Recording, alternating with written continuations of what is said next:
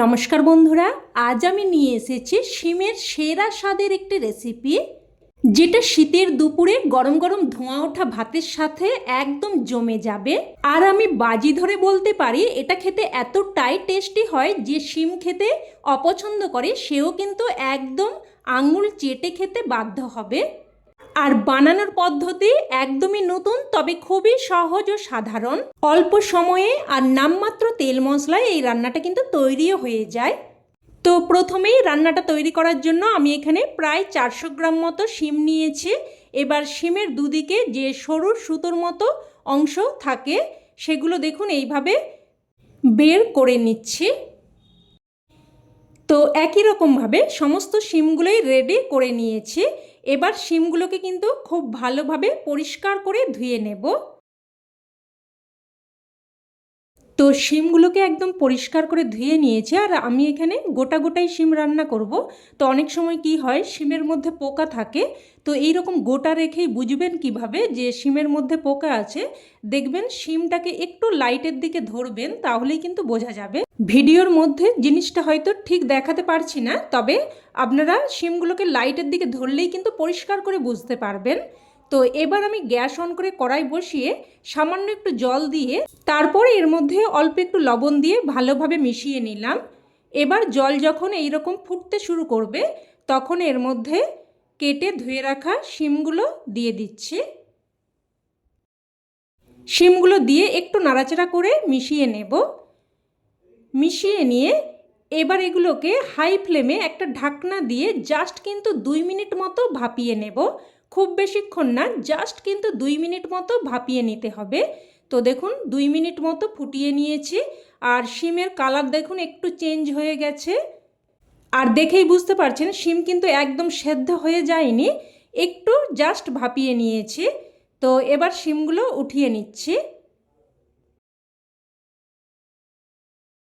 তো সমস্ত শিমগুলো উঠিয়ে নিয়েছি। তারপর ওই কড়াইটা একটু মুছে নিয়ে আবারও বসিয়ে দিয়েছি। আর দিয়ে দিলাম একদম সামান্য একটু, প্রায় 1 চামচ মতো সর্ষের তেল। খুব বেশি তেল দেওয়ার কিন্তু কোনো প্রয়োজন নেই। তেলটাকে ভালোভাবে গরম করে নিয়ে তারপরে খুন্তিতে করে এইভাবে কড়াইয়ের চারিদিকে ছড়িয়ে দিতে হবে। তারপর দেখুন একে একে শিমগুলো দিয়ে দিচ্ছি। আর শিমগুলোকে এইভাবে কিন্তু চারিদিক দিয়ে একটু ছড়িয়ে ছড়িয়ে দিতে হবে। এবার প্রথমে 1 মিনিট মতো অপেক্ষা করে তারপর দেখুন শিমগুলোকে একে একে উল্টে দিতে হবে। আর শিমগুলোকে অবশ্যই মিডিয়াম ফ্লেমে ভাজবেন। আর এইভাবে উল্টে পাল্টে প্রত্যেকটা শিমকে কিন্তু সুন্দরভাবে লাল করে ভেজে নিতে হবে। প্রত্যেকটা শিমকে যত সুন্দরভাবে লাল করে ভাজবেন এই রান্নার স্বাদ কিন্তু ততটাই ভালো হবে। তো দেখুন উল্টে পাল্টে প্রত্যেকটা শিমকে সুন্দরভাবে ভেজে নিয়েছি। আর এই রকম গোটা গোটা শিম ভাজাও খেতে কিন্তু দারুণ লাগে, তবে সেক্ষেত্রে শিমটা কিন্তু আরেকটু বেশি সেদ্ধ করে নিয়ে ভাজতে হবে।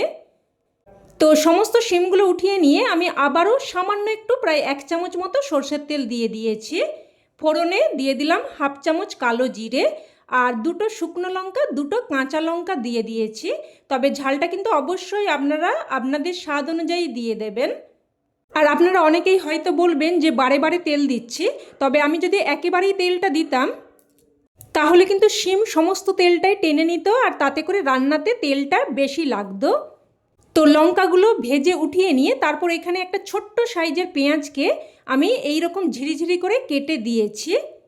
আর আপনারা রান্নাটা যদি নিরামিষভাবে করতে চান তাহলে কিন্তু এখানে পেঁয়াজটা বাদ দিয়ে দিতে পারেন। সেক্ষেত্রে লঙ্কা আর কালো জিরেটা একই সাথে ভেজে উঠিয়ে নিতে হবে, আর তাতে করেও কিন্তু স্বাদটা বেশ ভালো হবে।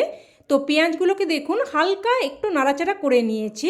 লাল করে কিন্তু ভাজার প্রয়োজন নেই, এইরকম একটু হালকা করে নাড়াচাড়া করে ভেজে নিতে হবে। তো দেখুন পেঁয়াজটাও আমি উঠিয়ে নিলাম।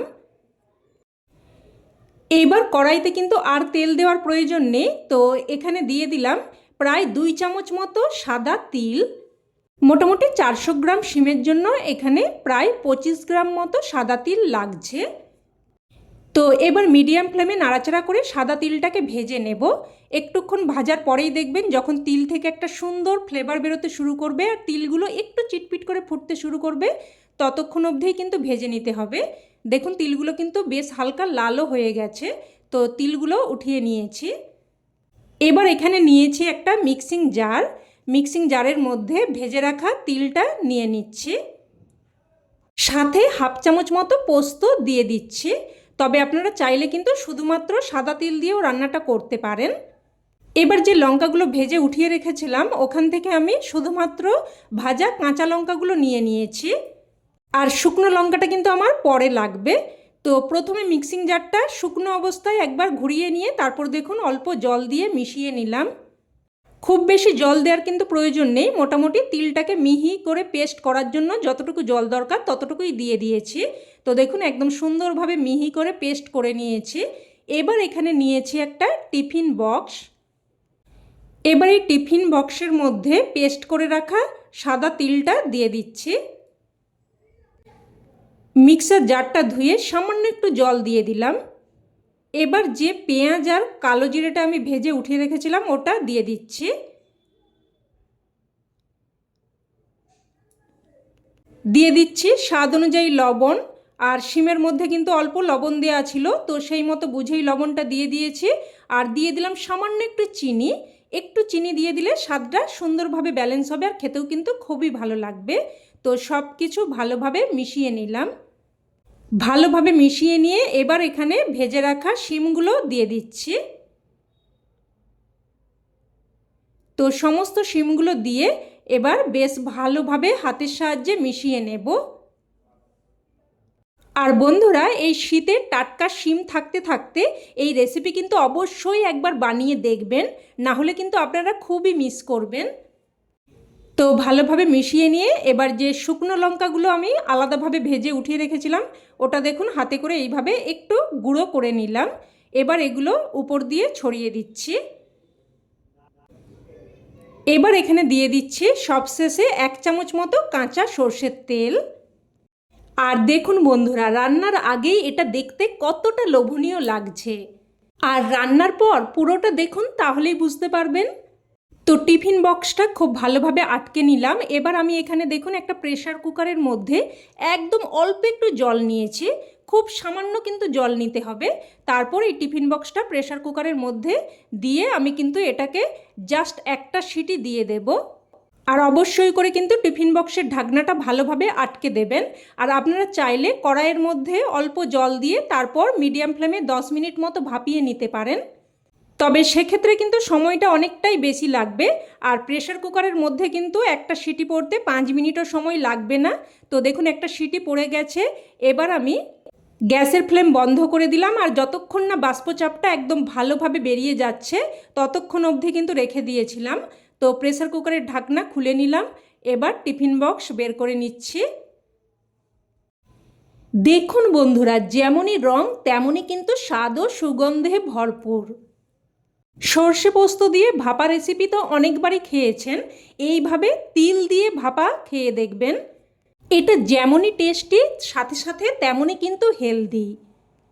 আর আপনাদের দেখিয়ে দিচ্ছি, দেখুন শিমটা কতটা সুন্দরভাবে সেদ্ধ হয়ে গেছে, একদম মুখে দিলেই কিন্তু মিলিয়ে যাবে।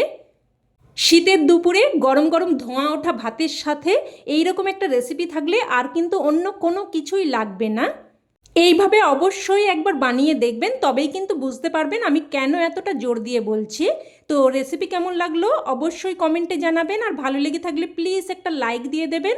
আর চাইলে অন্যান্যদের সাথে শেয়ারও করতে পারেন, যাতে করে এই দারুণ রেসিপিটা সকলের কাছে পৌঁছে যায়। আর চ্যানেলের নতুন বন্ধু হয়ে থাকলে চ্যানেলটি অবশ্যই করে সাবস্ক্রাইব করে নেবেন। তো আজ এই অবধি, আবারও অন্য কোনো রেসিপিতে দেখা হবে। ততক্ষণে ভালো থাকবেন, সুস্থ থাকবেন। ধন্যবাদ।